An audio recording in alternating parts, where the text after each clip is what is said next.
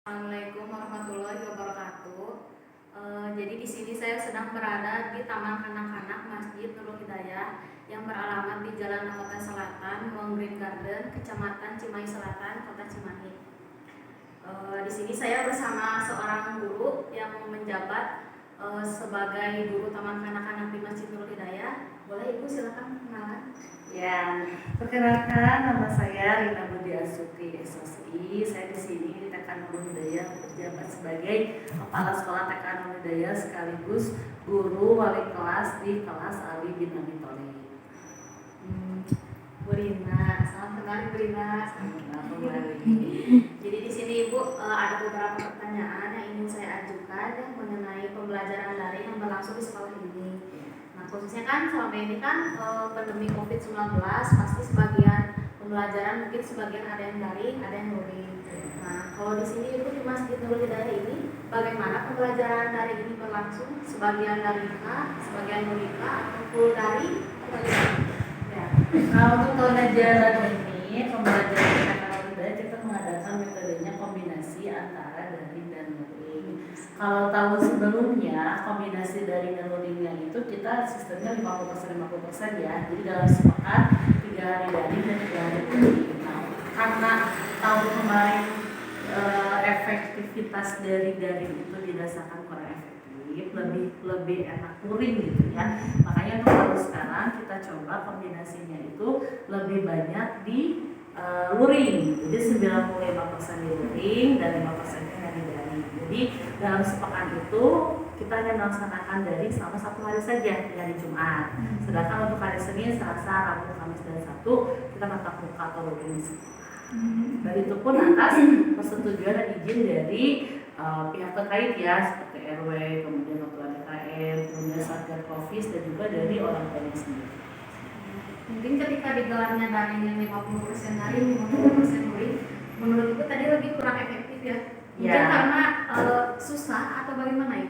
Lebih banyak kendala untuk di daringnya gitu ya. Karena yang pertama kalau metode dengan sistem daring, pengumpulan tugas masing-masing punya kelebihan sih ya Teh ya. Maksudnya kalau kelebihan di daring itu orang tua dan guru terkesan lebih santai. Maksudnya lebih santai itu guru memberikan tugas tepat waktu, sementara orang tua kadang bisa konfirmasi masalah waktu pengumpulan tugas bisa kapan saja. Tapi itu kan menimbulkan efektivitas pembelajaran yang lebih banyak dan lebih tugas juga untuk guru. Karena yang harusnya misalkan pembelajaran hanya 90 menit di kelas, ini harus kita nunggu sampai malam ada yang ngumpulin tugas-tugas. Mungkin seperti itu tidak fleksibelnya itu, tapi lebih santai. Cuman kalau bagi guru sendiri dengan sistem seperti itu dirasakan masih punya beban Teh ya. Masih beban tuh yang harusnya selesai dalam waktu 120 menit, ini tiba-tiba harus nunggu dulu sampai malam, ngumpulin tugas, malam-malam masih periksa, segala macam gitu. Sementara untuk pihak orang tua juga terkadang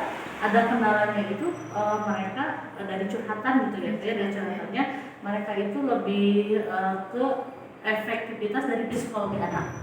Jadi lebih menurut dikasih tahu sama bu guru daripada sama mamanya gitu kan. Kadang saya juga selain sebagai guru juga gitu kan merasakan sebagai orang tua juga efek naik darah gitu ya Teh ya, emosionalitasnya itu lebih tinggi ketika mengajarkan ke anak sendiri dibandingkan ke anak orang lain.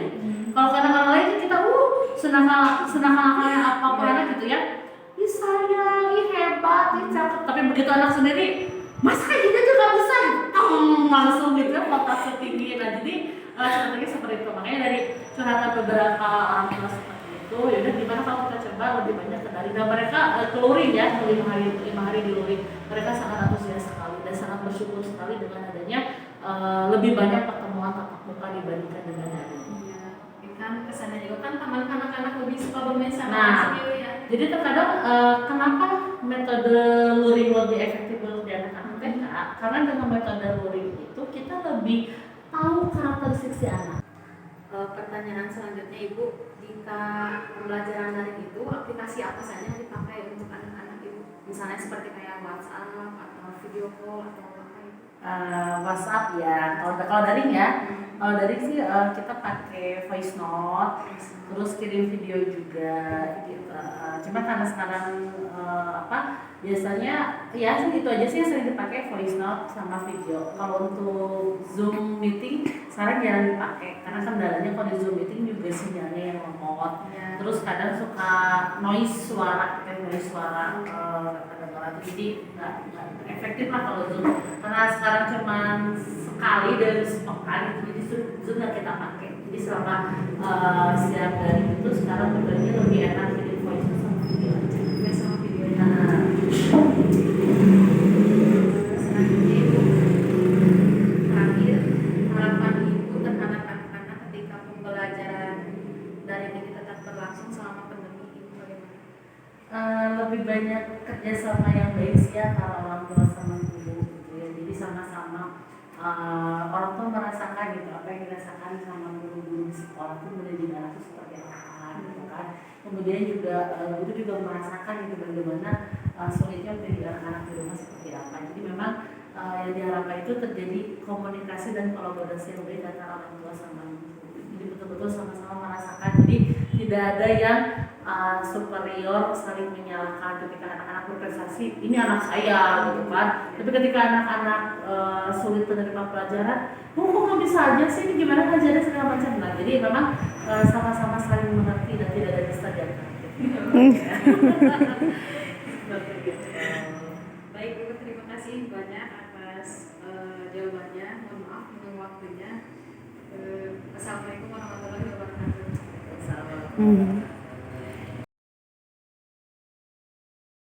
Assalamualaikum warahmatullahi wabarakatuh. Perkenalkan, nama saya Ibu Dede Sudewi. Tempat mengajar saya di SD Melong Mandiri 4. Dan sekarang saya mengajar beberapa tahun ke belakang sampai sekarang saya mengajar di kelas 1.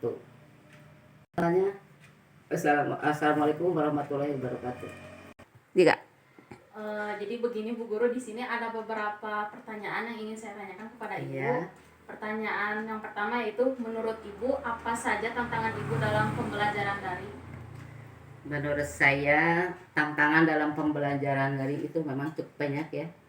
Di antaranya kita harus mengetahui kondisi sosial, status sosial setiap orang tua. Karena tidak semua orang tua mempunyai ekonomi yang sama.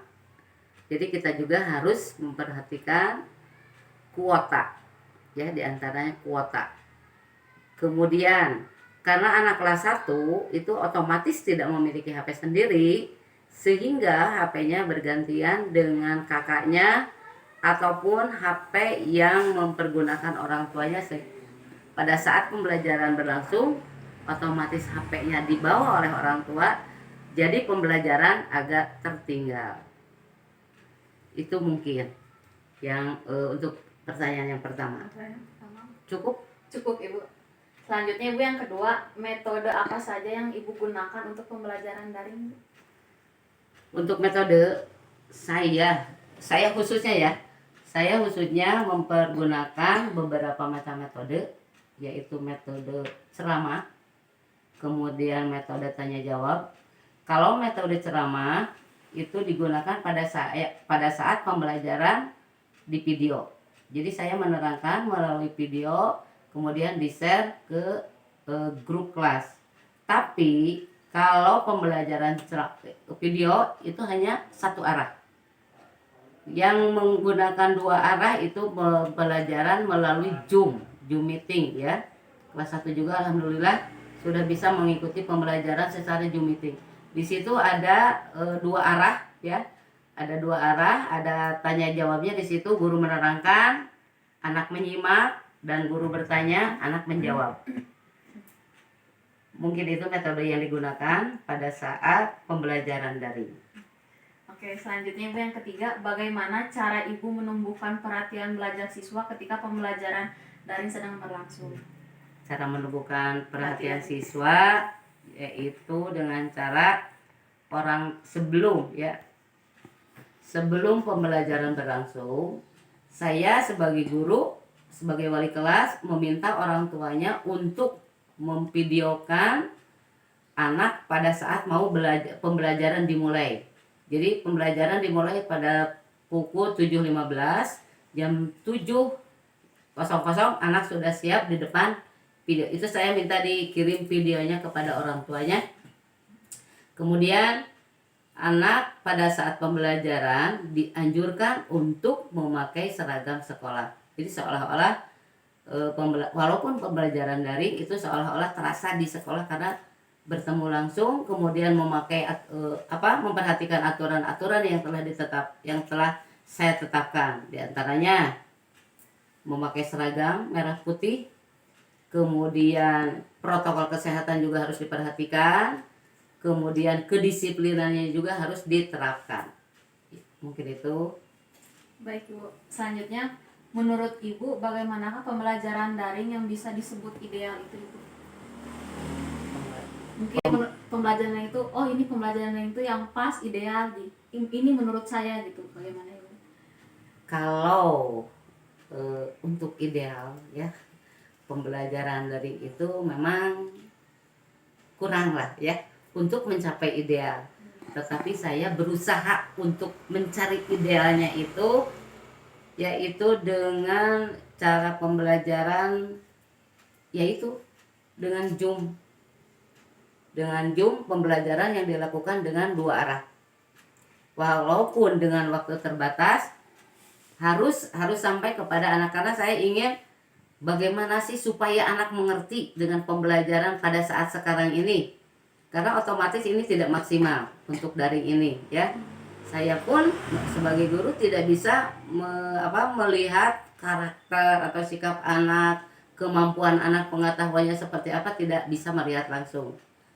Maka dari itu untuk idealnya saya melakukan dengan video call tanya jawab dengan siswa langsung, kemudian dengan mengadakan tes baca melalui video, yang videonya dikirimkan kepada guru. Kemudian video menulis, cara menulis anak, karena anak kelas 1 itu memang harus dibenahi ya, karena belum sempurna dalam menulisnya. Jadi pada saat anak menulis apapun tugas dari guru itu divideokan, baca juga divideokan.